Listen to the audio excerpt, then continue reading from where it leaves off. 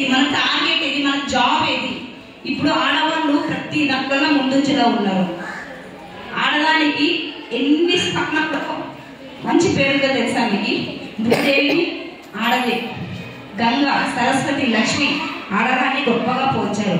ఆ గొప్పగా పురాణాల్లో తీర్చిదిద్దారు. కాబట్టి అదే మన మనసులో పెట్టుకొని అలాగే ఫాలో చేయాలి. మనకి ఇచ్చే గౌరవం మనమే ఇవ్వాలి. మనం ఒక అవకాశం ఇస్తేనే ఎవరైనా మనకు అడ్వాంటేజ్ గా తీసుకుంటారు.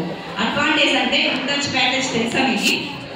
సినిమా చూసారా? బాలయ్య సినిమా చూసినారా? సినిమాలు ఫస్ట్ చూస్తారు కదా. Good touch package, good message తెలుసు. అది గుడ్ టచ్ అంటే ఏంటి, బ్యాడ్ టచ్ అంటే ఏంటి? అమ్మాయిలు ఎవరు ఇప్పుడు హాస్పిటల్కి వెళ్తారు, డాక్టర్ కావచ్చు, టీచర్ కావచ్చు, అసిస్టెంట్ ఎవరైనా కావచ్చు. గుడ్ టచ్ మనకి నచ్చని ప్లేస్ లో మన పర్సనల్ థాట్స్ ఉంటాయి. అలాంటి ప్లేస్ పట్టుకుంటే అది బ్యాడ్ టచ్. మనకి షేక్ హ్యాండ్ ఇస్తారు. షేక్ హ్యాండ్ ఇస్తే ఆ షేక్ హ్యాండ్ తీసుకోవచ్చు మనం. కొంతమంది అలా షేక్ హ్యాండ్ కూడా సెల్ఫ్ కాన్ఫిడెన్స్ తో ఉంటారు. సెల్ఫ్ రెస్పెక్ట్ ఉండే వాళ్ళు అలా షేక్ హ్యాండ్ కూడా ఇవ్వాలి తెలుసా? ఎందుకంటే చెప్పు ఏం అవసరం, ఇలా మన ఆలోచన మనకే ఉండాలి. మన చదువు, మన స్ట్రెంత్ ఏంటి, మనం ఎలా చదువుకుంటున్నాం. ఒక పోలీస్ ఆఫీసర్ కావచ్చు, ఒక ఆర్మీ, అసలు ఆర్మీలో ఎంతమంది ఉన్నారు తెలుసా లేడీస్? ఇప్పుడు జెంట్స్ కంటే ఆర్మీలోనే లేడీస్, జెంట్స్ కంటే ఆర్మీలో ఎక్కువ ఉన్నారు. మీరు గమనించండి. ఆగస్ట్ 15th వస్తే ఆగస్ట్ 15th ఎక్కువ ఇప్పుడు అక్కడ అంటే బార్డర్లో, పాకిస్తాన్ ఇండియా బార్డర్లో ఎక్కువ ప్రదర్శన చేసే లేడీసే ఉన్నారు తెలుసా? ఇలాంటివి చూడాలి మనం. సినిమాలు, సీరియల్స్ చూడకూడదు, ఇలాంటివి చూడకూడదు. మనం చూస్తే మనకి ఇన్స్పిరేషన్, మన చదువు ఏంటి, మనం ఎలా ఎదగాలి. ఇప్పుడు ఈ డ్రెస్సులు వేసుకున్నారు మీరు, అదే ఒక పోలీస్ ఆఫీసర్ అయినారనుకో, ఒక ప్యాంటు షర్ట్ వేసుకొని షూస్ వేసుకొని పోతే ఆ గౌరవం ఎట్లుంటుంది, తల్లిదండ్రులకు ఆ గౌరవం ఎట్లుంటుంది చెప్పండి. నాన్న అంటే ఇష్టం ఎవరు ఆలోచించండి. మన నాన్న ఎంత కష్టపడుతున్నాడు, నాన్నని ఏడ్పించకూడదు. మన చిన్న చిన్న చేసే తప్పులే, మన చిన్న చిన్న ఆలోచనలే వాళ్ళని ఎంతో బాధపడుతుంది. మీరు చేసే తప్పుల వల్ల తల్లిదండ్రులు ప్రాణాలు తీసుకుంటారు, సూసైడ్ చేసుకుంటారు. ఇప్పుడు పిల్లలు వినలేకపోతున్నారు.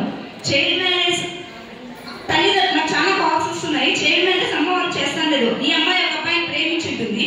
ప్రేమించడం వల్ల మమ్మల్ని అసలు అడ్వాంటేజ్ గా మమ్మల్ని అనుకుంటున్నారు. ఆ పిల్లలు అంతా తెలివిగా ఉన్నారు.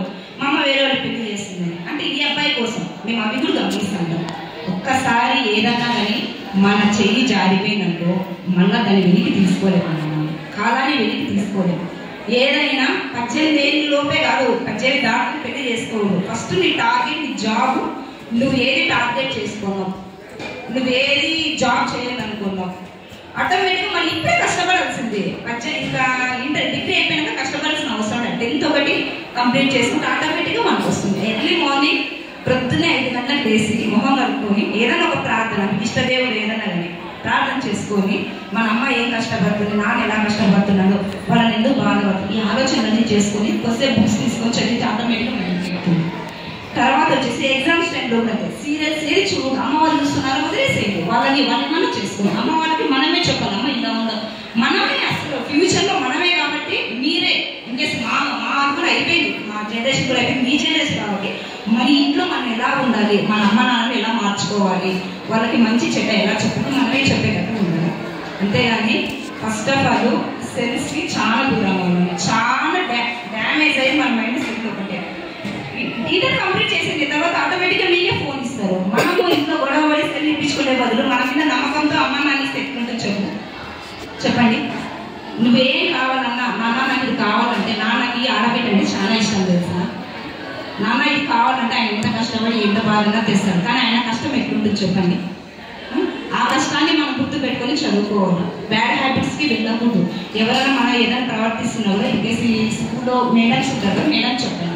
మేడమ్స్ కూడా మనకు అమ్మలాంటి వాళ్ళు తెలుసా. మనము అమ్మ వాళ్ళు కూడా కొంచెం చెప్పలేము, ఇలా ప్రవర్తిస్తున్నారు, మమ్మల్ని ఇలా ఫాలో అవుతున్నారు అని చెప్తే, ఇప్పుడు ఏమే మేడం ఉంటుంది లేదా మీకు అంగన్వాడీ టీచర్ ఉంటుంది లేదా అమ్మ ఉంటుంది. అమ్మ వాళ్ళు వినలేని పొజిషన్ మనం చెప్పండి.